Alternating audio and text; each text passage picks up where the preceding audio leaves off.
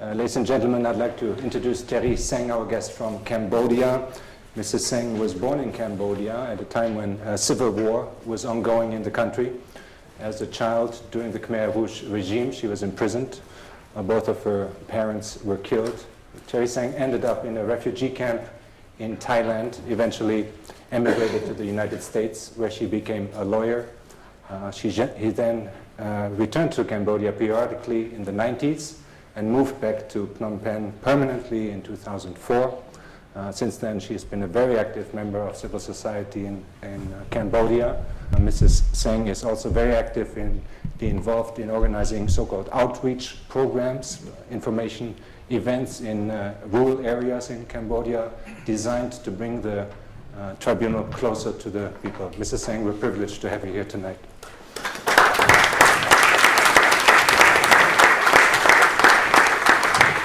Like Mr. Osman's clarification, success or scandal, and that we should look at from the framework of possibilities or scandal. We are very much in a mess, with the hope that we can shape it and bring this process and shape it into something more positive. So am I happy at this moment in point? I think that's a question of hindsight. We need to go through and then look back and assess. But now we're given a great opportunity.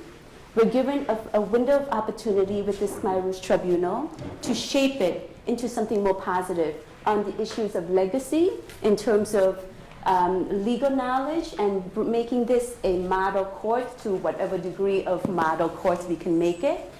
We can try to take advantage of the fact that there are discussions. The court, the Khmer Rouge Tribunal, is generating many discussions in addition to the legal process.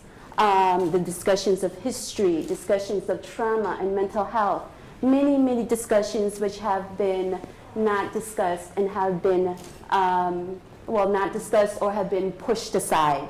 So for me, the question of whether I'm happy with it personally, I'm frustrated with it many times because of all the challenges which have been raised by Mr.